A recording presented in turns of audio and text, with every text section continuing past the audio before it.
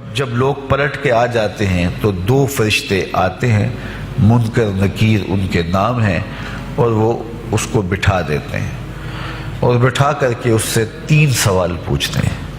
پہلا سوال یہ ہوتا ہے من ربک، تیرا رب کون ہے؟ اب کوئی مانے یا نہ مانے، رب تو سب کا اللہ ہی ہے۔ اگر کوئی انکار بھی کرے تو اس کے باوجود اس کا رب کون ہے؟ اس کا رب اللہ ہے۔ تو دنیا کے اوپر کوئی اقرار کرے یا انکار کرے، لیکن نفس الامر میں، حقیقت میں اس کا رب اللہ ہی ہے۔ یہ تو حقیقت ہے، یہ تو طے شدہ ہے۔ لیکن جو عقیدہ دنیا پہ رہا ہوگا وہی عقیدہ اس کے لہجے میں آئے گا۔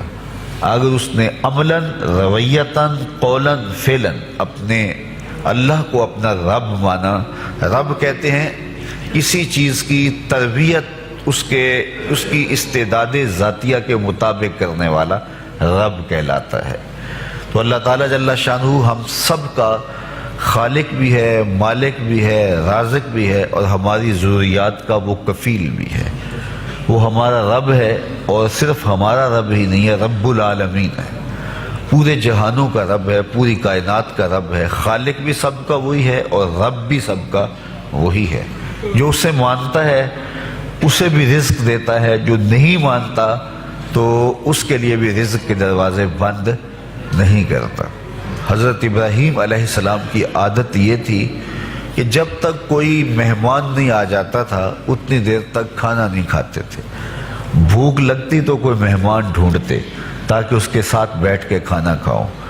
کھانا جتنا بھی مرغن اور جتنا بھی جو ہے وہ پرتکلف کیوں نہ ہو، اگر مہمان کے ساتھ کھایا جائے گا تو اس کا قیامت کے دن کوئی حساب نہیں ہوگا۔ تو مہمان کے ساتھ وہ کھانا کھایا کرتے تھے۔ مہمان اللہ کی رحمت ہوتا ہے۔ اچھا، وہ ایک دن مہمان ڈھونڈنے نکلے تو ایک بوڑھا شخص ملا تو اسے اپنے ساتھ گھر میں لے آئے، بٹھایا دسترخوان پہ۔ جب کھانے کا وقت آیا تو کہا کہ اللہ کے نام سے شروع کرو۔ اس نے کہا میں تو اللہ کا نام نہیں لوں گا، میں تو بتوں کا پجاری ہوں، بتوں کو پوجنے والا ہوں۔ حضرت ابراہیم علیہ السلام نے کہا کہ تیرے ساتھ میرا تعلق کوئی کاروباری، کوئی ذاتی، کوئی اور تو ہے نہیں، میں رب کے لیے ہی تو تجھے کھلا رہا ہوں، اور اگر تو رب کا نام ہی نہیں لے گا تو پھر میرا تیرا رشتہ کیا باقی بچتا ہے؟ اس نے کہا میں چند لقموں کے لیے اپنے بتوں سے بے وفائی نہیں کر سکتا۔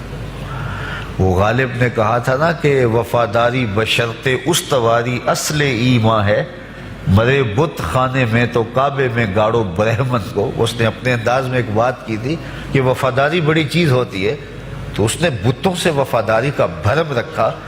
اس نے کہا کہ میں چند لقموں کے لیے جو ہے وہ تیرے رب کا نام لوں اور اپنے معبودان کا نام چھوڑ دوں، یہ نہیں ہو سکتا۔ آج تو لوگ چائے کی پیالی پہ دین بیچ رہے ہیں، کیا آج ممبر و محراب فروخت نہیں ہو رہے؟ لیکن اس بوڑھے شخص نے کہا کہ میں چند لقموں کے لیے، چند ٹکڑوں کے لیے میں اپنے بتوں سے بے وفائی نہیں کر سکتا۔ حضرت ابراہیم نے کہا تو اگر بتوں کے ساتھ اتنی محبت رکھتا ہے تو پھر میں بھی رب کے نام کے علاوہ تجھے دینے پہ آمادہ نہیں ہوں۔ وہ دسترخوان سے اٹھ کے چلا گیا۔ وہ چلا گیا تو جبریل امین حاضر خدمت ہوئے، رب کا سلام دیا۔ اے ابراہیم، رب سلام دیتا ہے اور فرماتا ہے تو نے آج میرا ایک بندہ ناراض کر دیا۔ یا اللہ، وہ تیرا بندہ تھا، اس کو تو تیرا نام لینا بھی گوارا نہیں تھا۔ کہا ابراہیم اس کی عمر کتنی ہوگی؟ یا اللہ 80 سال کے قریب ہوگی۔ کہا اتنا عرصہ ہو گیا میں اس کو رزق دے رہا ہوں، تو ایک دن نہیں کھلا سکا۔ اب ابراہیم علیہ السلام اس کو ڈھونڈنے نکلے ہیں۔ وہ کسی پہاڑ پہ چڑھ رہا تھا، دور سے آواز دیو میاں آ جاؤ، کھانا ٹھنڈا ہو رہا ہے۔ اس نے کہا تم تو بڑے سخت تھے، لہجے میں، رویے میں تبدیلی کیسے آ گئی؟ کہا کہ اسی رب کا پیغام آیا ہے کہ مجھے اتنا عرصہ ہوا اسے کھلاتے ہوئے، وہ مجھے نہیں بھی مانتا تھا، پھر بھی میں اس کی ضروریات کو پورا کرتا رہا ہوں، اور تم ایک دن نہیں دے سکے، تو آؤ کھانا ٹھنڈا ہو رہا ہے۔ کہا تیرے رب کا نام نہیں لوں گا۔ کہا نہ لینا۔ کہا اتنی تبدیلی، کہا اسی رب کا سندیس آیا ہے، اسی رب کا پیغام آیا ہے۔ کہا پھر کھانا بعد میں کھاؤں گا، پہلے اپنے رب کا مجھے غلام بنا لے۔ تو کوئی مانے اس کو بھی دیتا ہے، کوئی نہ مانے اس کو بھی دیتا ہے، بلکہ دنیا کے اوپر کافروں کو زیادہ دیتا ہے۔ ایک روایت میں آتا ہے کہ اگر اہل ایمان کی دلجوئی کا لحاظ نہ ہو تو کافروں کے گھروں کی سیڑھیاں سونے اور چاندی کی ہوں، لیکن یہ کہیں گے ہمیں تو مار ہی دیا ہے۔ اور اقبال نے کہا تھا نا کہ کافر کو دیے حور و قصور اور مومن کے لیے فقط وعدہ حور۔ تو اس لیے ان کی دلجوئی ہے، ورنہ کافروں کو اتنا دور، چونکہ ان کا حصہ آخرت میں نہیں ہے، ان کا حصہ صرف دنیا ہے۔ دنیا پہ عیش کریں، دنیا پہ عیش و عشرت کی زندگی گزارے، دنیا ہی دنیا، آخرت میں ان کا کوئی حصہ نہیں۔ اور مومن کا آخرت میں حصہ ہے، اور دنیا کے اوپر جو تکلیفیں آتی ہیں ان تکلیفوں کا بدلہ اس کو قیامت کے دن دیا جائے گا۔ بلکہ صحیح حدیث میں آتا ہے کہ جب اہل بلا کو ان پر آنے والی مصیبتوں کا صلہ دیا جائے گا تو لوگ آرزو کریں گے کاش ہمارے بدن کو لوہے کی کینچیوں سے کاٹ دیا ہوتا، اور دنیا کے اوپر ہمیں بھی تکلیفیں، اذیتیں، آلام و مصائب آئے ہوتے۔ تو مومن جب اللہ کی طرف سے آنے والی کسی تکلیف کو خندہ پیشانی کے ساتھ قبول کرتا ہے اور اس پہ راضی رہتا ہے اور صبر کا دامن ہاتھ سے نہیں چھوڑتا، واویلا نہیں بچاتا، جزا فضا نہیں کرتا، تو اللہ تعالیٰ نے اس کے لیے اجر رکھا ہے۔ بلکہ رسول کریم نے ارشاد فرمایا مومن کے پاؤں میں جو کانٹا چبھے تو اللہ اس کا بھی مومن کو قیامت کے دن اجر عطا فرمائے۔ تو مومن کی زندگی جو ہے وہ بڑی خوبصورت زندگی ہے۔ تو دنیا کے اوپر جو اسے مانتا ہے اللہ اسے بھی عطا کرتا ہے، جو اس کا انکار کرتا ہے اللہ اسے بھی عطا کرتا ہے، اس لیے کہ اس کی شان ہے کہ وہ رب ہے اور وہ سب کا لحاظ کرتا ہے اور سب کی ضروریات کو پورا کرتا ہے۔ پھر ہر شخص کی ضروریات الگ الگ ہیں، میری ضرورت الگ ہے، آپ کی کوئی اور ضرورت ہوگی، اور سب کی ضرورت کا اس نے لحاظ رکھا ہوا ہے۔ پھر بہائم کی، چوپایوں کی، حشرات الارض کی، پرندوں کی مختلف ضروریات ہیں۔ اڑنے والوں پرندوں کی ضروریات الگ ہے، پانی کے جانوروں کی ضروریات الگ ہیں، اس طرح حشرات الارض کی ضروریات الگ ہیں اور درندوں کی ضروریات الگ ہیں۔ یہاں تو ہم ایک آدھ کلو گوشت ہو تو گھر کے سارے افراد اس سے گزارا کر لیتے ہیں، لیکن شیر کو اور چیتے کو جو ہے وہ منوں کے حساب سے روزانہ چاہیے، رب ان کو روزانہ فراہم کرتا ہے۔ یہ پنساری کے پاس جائیں، اگر آپ کو ڈاکٹر یا حکیم لکھ دے کہ یہ آپ کو خالص سچے موتی چاہیے، اس کی کوئی چیز آپ کو بنا کے دیں گے تو آپ ہزاروں لاکھوں روپے خرچ کرتے ہیں، پھر بھی بعض کا اعتماد نہیں ہوتا کہ یہ بالکل 1 نمبر ہے یا 2 نمبر۔ تو رتی ماشی اور تولوں کے اندر آپ ان کو خریدتے ہیں اور وہ بھی آپ کو گمان ہوتا ہے کہ پتہ نہیں خالص ہیں یا ناخالص، لیکن دنیا کے اوپر لاکھوں کروڑوں پرندے پائے جاتے ہیں، جانور پائے جاتے ہیں، ہنس، اور وہ کھاتا ہی سچے موتی ہے۔ صبح کو بھی، شام کو بھی، دوپہر کو بھی اللہ سب کو پیٹ بھر کے کھانے کے لیے عطا فرماتا ہے۔ تو جس کی جو ضرورت ہے وہ رب ہے، اس ضرورت کو پورا کرتا ہے۔ تو ہم اگر اللہ تعالیٰ کو رب مان لیں حقیقی معنوں کے اندر تو ہماری زندگی کی پریشانیاں، ہماری زندگی کے دکھ مٹ جاتے ہیں۔ مصیبتیں اس وقت آتی ہیں اور اس وقت پریشانی لگی رہتی ہے، دھڑکا لگا رہتا ہے کہ جب انسان جو ہے وہ سمجھتا ہے کہ میں ہی جو ہے وہ کچھ کرنے والا ہوں۔ وَمَا مِن دَابَّةٍ فِي الْأَرْضِ إِلَّا عَلَى اللَّهِ رِزْقُهَا، زمین پر چلنے والی، ریگنے والی کوئی چیز نہیں جس کا رزق اللہ کے ذمہ کرم پہ نہ ہو۔ تو جب انسان اس عقیدے کو اپنی روح میں، اپنے باطن میں اتار لیتا ہے تو پھر اس کی زندگی سوکھی ہو جاتی ہے کہ وہ میرا خالق بھی ہے اور وہ میرا رب بھی ہے۔ اور یہ یقین انسان کی زندگی کے اندر اعتماد، روشنیاں اور توکل بھر دیتا ہے۔ بلکہ ایک حدیث میں آیا کہ جس طرح توکل کرنے کا حق ہے اگر وہ تم ادا کرو تو اللہ تمہیں ایسے رزق عطا فرمائے جس طرح پرندوں کو عطا فرماتا ہے۔ وہ جب صبح نکلتے ہیں تو ان کے پیٹ خالی ہوتے ہیں اور انہیں پتہ نہیں ہوتا کہ کہاں سے رزق مل رہا ہے، اور جب وہ شام کو آتے ہیں تو ان کا پیٹ بھرا ہوا ہوتا ہے. بند توکل پنچھی اڑ دے خرچ نہ پلے زیرا ہو. سلطان بہو فرماتے ہیں کہ انہیں کوئی نہیں پتا ہوتا کہ فلاں جگہ پہ جانا ہے، لیکن کبھی ایسا نہیں ہوا کہ وہ بھوک سے مر گئے ہوں اور انہیں کچھ ملا نہ ہو، تو وہ خالی پیٹ کبھی نہیں آتے. وہ اللہ تعالیٰ ان کو رزق نصیب فرماتا ہے، وہ سب کا رب ہے. تو اگر ہم اپنے رویے سے، اپنے عمل سے، اپنے عقیدے سے واقعی اللہ کو رب مانتے ہیں تو پھر قبر میں جب سوال ہوگا من ربوں کا، تیرا رب کون ہے، تو پھر کبھی بھی جواب دیتے جھجک محسوس نہیں ہوگی. بندہ عرض کرے گا رب اللہ، میرا رب اللہ ہے اور میں اسی کو اپنا رب مانتا ہوں. میری ضروریات کی کفالت بھی اسی کے ذمہ کرم پہ، اور میرا تیقن، میرا یقین کہ وہ میرا رب ہے. یہ پہلا سوال ہوگا. دوسرا سوال قبر میں ہوگا اور وہ یہ ہوگا کہ ما دینوں کا، تیرا دین کون سا ہے.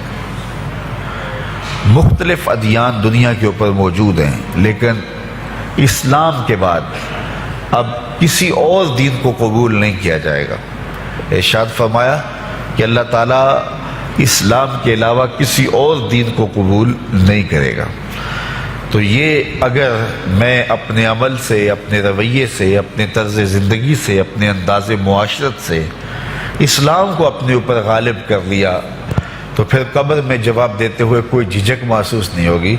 بندہ عرض کرے گا کہ دینی الاسلام، میرا دین اسلام ہے، میرا طرز زندگی، میرا انداز معاشرت، میرا سبھی کچھ اسلام کی مطابقت میں تھا اور میں اسی کو اپنا دین مانتا ہوں. صرف زبان سے نہیں، اپنے رویے سے بھی، اپنے طرز زندگی سے بھی، اپنے انداز معاشرت سے بھی.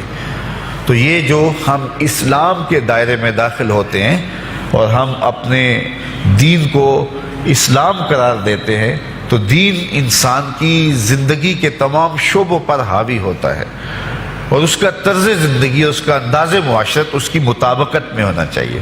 تو قبر میں یہ سوال پوچھا جائے گا کہ تیرا دین کیا ہے. باوجود کہ اللہ تعالیٰ جل شانہ کو پتہ ہے کہ اس کا دین کیا تھا، اللہ کو پتہ ہے کہ یہ کس کو رب مانتا تھا، لیکن قبر میں یہ سارا سلسلہ ہوگا. اور صحیح احادیث کے اندر ان سوالوں کا تذکر آیا ہے کہ یہ سوال پوچھے جائیں گے کہ تیرا دین کیا ہے. اب اس نے اگر اپنا طرز زندگی، اپنا انداز معاشرت اسلام کی مطابقت میں رکھا ہوگا اور دین کو اس نے دین سمجھا ہوگا، اسلام کو ہی اپنا دین، عملاً، رویتاً، ہر خوشی غمی کے موقع پہ اس نے اسلام کو ہی ترجیح دی ہوگی، تو پھر اس کو کوئی جھجک نہیں ہوگی جواب دیتے ہوئے کہ میرا دین اسلام ہے. میرے شب و روز، میری زندگی کے نشیب و فراز، میری زندگی کی کا گوشہ جو ہے وہ اسلام کی مطابقت میں گزرتا تھا. تو پھر وہ سیدھا سیدھا جواب دے گا دینی الاسلام. اس لیے ہمیں اس سوال کی تیاری بھی کرنی چاہیے کہ ہماری نجی زندگی ہو یا ہماری اجتماعی زندگی ہو، ہماری گھریلو زندگی ہو یا ہماری معاشرتی زندگی ہو، ہماری ذاتی زندگی ہو یا ہماری سیاسی زندگی ہو، ہماری جس طرح کی بھی زندگی کے جو بھی شعبہ جات ہیں، سب میں ہم دین کو غالب کریں. ہم صرف مسلح کے مسلمان نہ بنیں کہ 5 نمازیں پڑھ لیں اور ہم کہتے ہیں مسلمان ہیں، روزے رکھ لیے، تراویح پڑھ لی اور ہم نے جو ہے وہ زکوٰۃ دے دی اور حج کر لیا، تو اس سے ہم مطمئن ہو گئے کہ ہم مسلمان ہیں. اسلام ایک مکمل اور اکمل اور کامل ضابطہ حیات ہے. اپنے ماننے والوں کو زندگی گزارنے کا پورا اسلوب اور مکمل کامل رہنمائی دیتا ہے. ہم نے ہمسایوں کے ساتھ سلوک کیسے کرنا ہے یہ ہمیں اسلام بتاتا ہے. ہم نے بیوی کے ساتھ سلوک کیا کرنا ہے یہ ہمیں اسلام بتاتا ہے. اولاد کی تربیت کیسے کرنی ہے اسلام کی واضح تعلیمات ہیں. ہم نے سفر کرنا ہے تو انداز سفر کیا ہونا چاہیے اسلام نے ہمیں بتایا. کاروبار کرنا ہے تو ہم جو ہے وہ کیا کاروبار کو مارکیٹ سے سیکھیں گے یا اللہ اس کے رسول سے سیکھیں گے، تو ہمیں اللہ اس کے رسول نے واضح 2 ٹوک اور سیدھے سیدھے احکام دیے ہیں کہ تم جب کاروبار کرو تو تم جو ہے وہ اس انداز کے ساتھ کاروبار کرو، کم نہیں تولنا، کم نہیں ناپنا، جھوٹی قسم نہیں کھانی، سود نہیں لینا. تو یہ ساری چیزیں، ملاوٹ نہیں کرنا، ایک ایک چیز جو ہے وہ اسلام نے ہمیں فراہم کی ہوئی ہے۔ تو پورا دین جو ہے جب ہم اختیار کریں گے، ہمارے رویے، ہمارا طرز زندگی، ہمارا انداز معاشرت جب دین اسلام کے مطابق ہوگا تو قبر میں اس سوال کا جواب دینا ہمارے لیے کوئی مشکل نہیں ہوگا۔ اور اگر ہمارا طرز زندگی کچھ اور طرح کا ہوگا تو کیا صرف یہ کہہ دے کہ ہم مسلمان ہیں؟ یہ تو پھر ایک کافر بھی کہہ سکتا ہے کہ میرا دین اسلام ہے، ایک منافق بھی کہہ سکتا ہے کہ میرا دین اسلام ہے، لیکن ایسا نہیں ہوگا۔ جو ہماری کیفیت قلب ہوگی قبر میں اس کا جواب اس کی مطابقت میں آئے گا۔ وہاں یہ دنیا کے معاملے یا دنیا کی یادداشتیں نہیں ہوگی، وہاں کیفیت قلب کے مطابق جواب دیا جائے گا۔ یہ کافر جواب نہیں دے سکے گا کہ میرا رب اللہ ہے، کیونکہ وہ عمل سے، رویے سے اس کو اپنا رب نہیں مانتا ہے، تو حقیقتاً تو اس کا رب اللہ ہے، لیکن وہ یہ جواب نہیں دے پائے گا۔ اسی طرح جو شخص اپنے طرز زندگی کے اندر اسلام کو داخل نہیں کر چکا ہے اور اسلام کو اس نے اپنا ہادی رہنما نہیں بنایا ہے، تو وہ قبر میں اس سوال کا جواب کیسے دے سکے گا کہ میرا دین اسلام ہے، چونکہ اس کا رویہ، اس کا طرز زندگی اور اس کا انداز معاشرت ایسا نہیں رہا ہوگا۔ اس لیے ہمیں اپنی زندگی کے شب و روز کو اسلامی تعلیمات کے سانچے میں مکمل اور کامل طور پہ ڈھالنا ہوگا، تاکہ جب قبر میں سوال ہو تو ہم جواب دے سکیں کہ ہمارا دین اسلام ہے۔ تیسرا سوال جس پہ فیصلہ ہو جائے گا، اور اس کے بعد قبر میں یا جنت کا دروازہ کھول دیا جائے گا یا جہنم کی کھڑکی کھول دی جائے گی، وہ سوال تیسرا کیا ہوگا؟ اور وہ سوال بھی عقیدے کا ہے، بلکہ بخاری شریف کی ایک روایت کے مطابق 3 سوال نہیں ہوں گے، ایک ہی سوال ہوگا، اور وہ یہ تیسرا سوال ہوگا۔ فرشتے پھر پوچھیں گے حضور علیہ الصلوۃ والسلام کے روضہ دور سے اور قبر کے درمیان سے پردے ہٹا دیے جائیں گے، اور رسول کریم صلی اللہ علیہ وسلم سامنے ہوں گے، اور فرشتہ حضور کی طرف اشارہ کر کے کہے گا ما کنت تقول فی ھذا الرجل، ان کے بارے میں زندگی میں کیا کہا کرتا تھا۔ یہاں یہ نہیں ہے کہ تو نے کیا کہا تھا یا اب کیا کہتا ہے۔ جب مضارع کے اوپر کانا یا جو ہے وہ کانا کے مشتقات داخل ہوں تو پھر وہ ماضی استمراری کا جو ہے وہ معنی دیتا ہے۔ تو ما کنت تقول کا معنی یہ ہے کہ تو کیا کہا کرتا تھا، تیرا لہجہ کیا تھا، تیری زبان کیا تھی، ان کے بارے میں تیری رائے کیا تھی، تو کیا بولا کرتا تھا، کیا کہا کرتا تھا۔ تو یہ حضور علیہ الصلوۃ والسلام سامنے ہوں گے اور یہ سوال پوچھا جائے گا۔ اب ابو جہل سے پوچھا جائے گا ما کنت تقول فی ھذا الرجل، تو وہ کہے گا ہے ہاتھ لا ادری، ہائے افسوس میں نہیں جانتا یہ ہیں کون۔ ابو لہب سے پوچھا جائے گا، وہ کہے گا ہے ہاتھ لا ادری، ہائے افسوس میں نہیں جانتا یہ کون ہے۔ اچھا جانتا نہیں تو پتھر کس کو مارتا تھا، جانتا نہیں تو گڑے کس کی راہوں میں کھدواتا تھا، جانتا نہیں تو اوجریاں کس کے اوپر ڈلوایا کرتا تھا۔ آنکھیں پھاڑ پھاڑ کے تو ساری زندگی دیکھتا رہا، لیکن آج ابو جہل قبر میں اترا، حضور کی صورت نورانی سامنے ہے، اور پوچھا گیا کہ یہ کون ہے، یہ نورانی چہرے والے کون ہیں؟ تو ابو جہل کہتا ہے ہائے افسوس میں نہیں جانتا یہ کون ہے۔ اچھا جانتا نہیں تو پھر پتھر کس کو مارتا تھا؟ اللہ اکبر۔ اور 14 صدیاں گزرنے کے بعد ایک مومن لحد میں اترتا ہے اور پردے ہٹا دیے جاتے ہیں، اور منکر نکیر سوال کرتے ہیں عامر چیمہ بتا یہ کون ہے؟ وہ کہتا ہے پیچھے ہٹو، پہلے پائے ناز کو بوسہ تو کر لینے تو، میں تو مر کے پہنچا ہوں یہاں اس دل ربا کے واسطے، یہ تو میرے بخت جاگے کہ وہ میری قبر میں آئے۔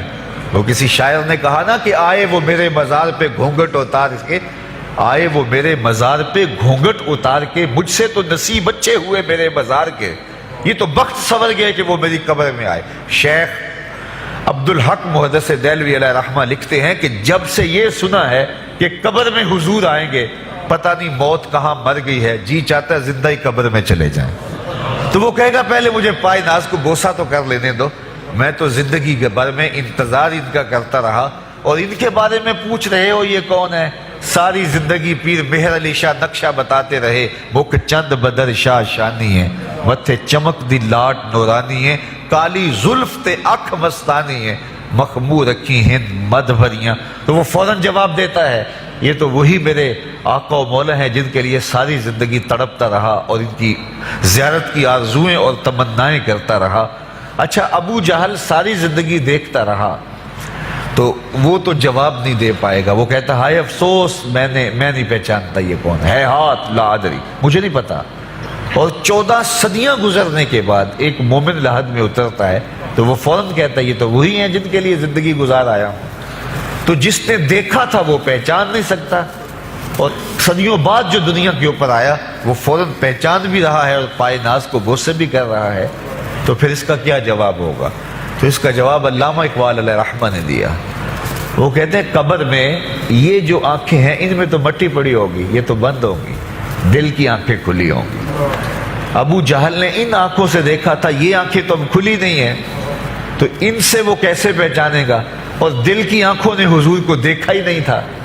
اور یہ صدیوں گزرنے کے بعد جو مومن لحد میں اترتا ہے اس کی گو ان آنکھوں نے نہیں دیکھا تھا، لیکن در دل مسلم مقام مصطفیٰ است، مومن کے دل کے ڈیرے کے اندر مومن کے دل میں حضور ہی بستے ہیں، اس لیے اس کی آنکھوں نے، دل کی آنکھوں نے حضور کو دیکھا اور پہچان لیا، اس لیے کہ دل کی آنکھوں نے حضور پہلے بھی دیکھے ہوئے تھے اور دل آرزو میں مچلتا رہا، اس لیے دل کو پہچاننے میں دیر نہیں لگی۔ تو وہاں یہ آنکھ نہیں پہچانے گی، یہ آنکھ پہچانے گی، اس لیے اقبال نے دوسرے مقام پہ کہا دل بینا بھی کر طلب خدا سے کہ آنکھ کا نور دل کا نور نہیں۔ آنکھ کا نور اور ہے، دل کا نور اور ہے۔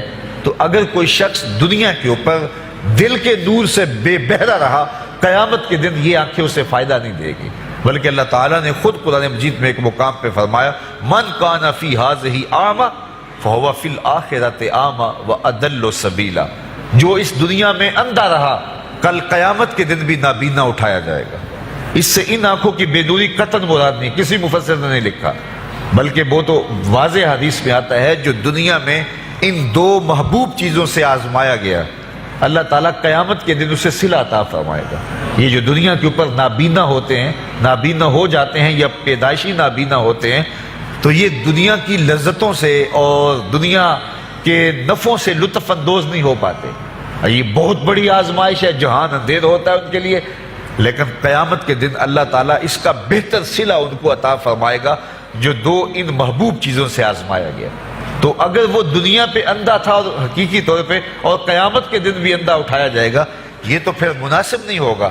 تو یہ جو قرآن نے کہا جو دنیا میں اندھا رہا وہ قیامت میں بھی اندھا اٹھایا جائے گا، تو اس سے ان آنکھوں کی بے نوری قطعاً مراد نہیں ہے، اس سے دل کی بے نوری مراد ہے۔ تو دل اگر بینا ہوا، دل اگر روشن ہوا، تو پھر قبر کے اندر بھی دل دے دیوے دی روشنائی جاوے وچ زمینہ، تو پھر وہ معرفت رسول کا سبب ہوگا دل کا اجالا، اور پھر حشر کے اندر بھی جو ہے وہ دل کی آنکھیں روشن ہوں گی۔ تو جس نے اپنے قلب کو نور معرفت سے، نور ایمان سے اور نور محبت سے منور نہیں کیا ہے، تو وہ قبر کے اندر، حشر کے اندر نابینا ہی اٹھایا جائے گا، اور یہ قرآن کی صریح نص ہے۔ تو اب ابو جہل نے ان آنکھوں سے دیکھا ہے، لیکن جب سوال ہوتا ہے بتاؤ یہ کون ہے، تو وہ کہتے ہیں ہے ہاتھ لا ادری، افسوس میں نہیں جانتا۔ اور صدیاں گزرنے کے بعد ایک مومن لحد میں اترتا ہے، ظاہری ملاقات بھی نہیں ہے، جب اس سے پوچھا جاتا ہے یہ کون ہے، تو وہ کہتا ہوا محمد صلی اللہ علیہ وسلم، یہ تو وہی آقا ہیں جن کے لیے ساری زندگی، جن کے تذکروں کی خوشبو سونگھتا رہا ہوں، تو مجھے تو جو ہے وہ ان کے پائے ناز کو بوسہ کر لینے دو۔ تو بتاؤ اس کے دل کی آنکھوں نے حضور کی معرفت حاصل کی اور حضور کو پہچان لیا، تو دل بینا بھی کر طلب خدا سے کہ آنکھ کا نور دل کا نور نہیں۔ تو حضور علیہ الصلوۃ والسلام کے حوالے سے جب سوال ہوگا، اگر اس سوال کا جواب نہیں آیا تو پھر جہنم کی کھڑکی کھول دی جائے گی، اور اگر اس سوال کا جواب آیا تو پھر جنت کے دروازے کشادہ کر دیے جائیں گے، اور جنت کی ٹھنڈی ہوائیں اس کی قبر میں آ جائیں گی، بلکہ حدیث میں آتا ہے اسے کہا جائے گا کہ نم کنومت العروس، ایسے سو جا جس طرح دلہن سوتی ہے۔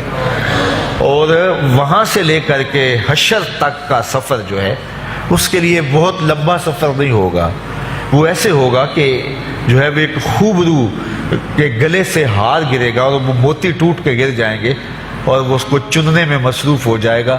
ابھی سارے موتی چن نہیں پائے گا کہ قیامت آ جائے گی۔ یہ مومن کے لیے اللہ نے آسانی رکھی، 50,000 سال کا دن ہوگا یوم محشر، لیکن جو مومن ہوگا اس کے لیے حشر کا اتنا بڑا دن ایسے ہوگا جتنا عصر کا وقت ہوتا ہے، تو اتنے تھوڑے وقت میں اس کے لیے گزر جائے گا۔